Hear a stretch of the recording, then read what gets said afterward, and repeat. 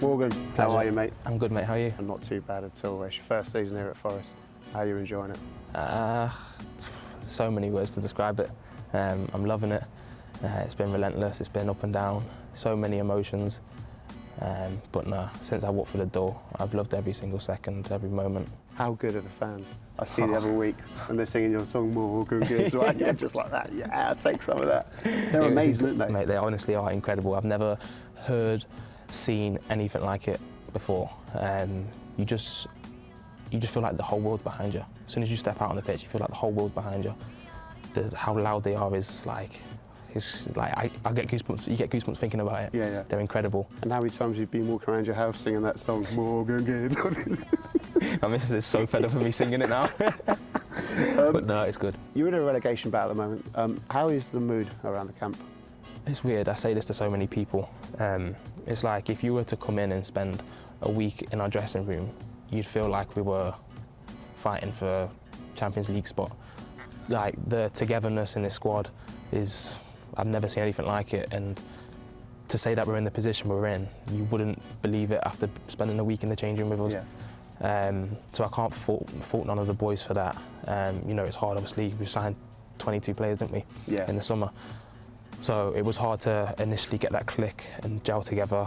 But you would come into the dressing room and you'd feel like we've been friends with each other for like 4 or 5 years. You mentioned that the 22 players. I spoke to the gaffer, Steve Cooper, about him managing, but he said it's also hard for the players because you're just meeting new people. Is it like, did you all have like name tags on? Like, so was it difficult? Yeah, it was difficult, but I suppose it's a good thing because when you're first coming into a club, everybody has good intentions. So you've got no people that are trying to sack training off or bob training off and things like that. It's everyone's got good intentions, everyone's trying to be positive. So it brings out even better in certain people in a way. Your form has been incredible. How pleased are you with your actual personal form? I'm the biggest critic of myself. Oh yeah? Yeah. I think it's been good for me to have a full season in the Prem, playing every game. I think for me now the main thing is consistency, is trying to keep that consistency up with match performances, goals, assists, and obviously it's in the Prem, it's one of the hardest leagues in the world, so it's so hard to do. My highlight of yours was the random overhead kick in the middle of the pitch against Leicester. They set up a goal. It started a goal. I know. And I just seen the ball come to me and I think it was Tielemans behind me and he's strong, he's big. Yeah. And I'm thinking to myself, if I control it here and give it away, I don't know what I'm going to do. So I just thought, boom, just get it away. Some of that, it was like FIFA, wasn't it? Like, get up there. You just get it away. We went on like a little possession counter-attack and then we went and scored from it, so it worked out. Afterwards, all the boys like, oh, what were you doing? Like, yeah, I knew what I was doing. I said to everyone after, I did it on purpose. I knew where Sam was. Have it. I knew exactly where he was. You mentioned the gaffer, Steve Cooper. I love the man. Yeah. It's probably one of the favourite people I've ever met doing this job. How good is he? He's definitely the best I've worked with. Just the way he handles situations, the way he can deal with players. He's not like he's a manager, but he's more of a friend, someone you can go and speak to, someone you can go and open up about anything with, and he'll put whatever issues he has with anyone, put them to the side, and the main focus is if you're all right and you're okay. I love that. That's how he gets the best out of most of the people. Can he lose it? I can't imagine Steve Cooper go in flip mode. Does Steve Cooper lose it? The first ever time I've seen him lose it was after the Brentford game, just gone. And we all looked at each other like, wow, yeah.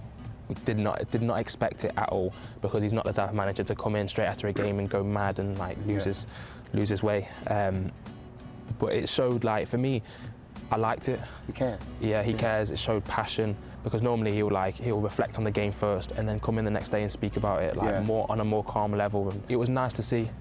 It wasn't nice to hear, obviously, but it's part of football. Yeah, exactly. It wasn't but brilliant. Yeah. And finally, did you ever finish that Rubik's Cube? Yeah. I made sure I did. My missus absolutely stitched me up differently. Why did you have a Rubik's Cube in the changing room? It's Gustavo. Obviously, he's from Brazil, and he came over and he had like 10 different Rubik's Cubes, and he was just sat there just banging them out, done, and you're thinking like, how is it possible to do that? So then a company sent loads out, Right. And then I'm sat there in the change room now, first time doing it, and I'm doing it, can't do it at all. Took it home, and then my missus has obviously stitched me up in front of everyone. You're watching YouTube tutorials. Watching YouTube tutorials, everything. I'm getting grown men message me videos of their kid that's 5 years old just doing it in 10 seconds. I'm thinking, oh my gosh, I've got to get it done now. So then I think after about a week, I finally mastered it and I can do it now. The quickest time I did it in was 1 minute and 20 seconds. But I tell you what, it is so relaxing doing it. Yeah. It's weird. Isn't it like really frustrating though if you can't do it? Because you didn't look very relaxed when you were trying to do it in the change room now, I've got to be honest. It's frustrating, but then when you can do it, it's like, oh yeah, I did it. I'm proud of myself for doing a Rubik's Cube. Mate, top man. Thanks so much. Thank you.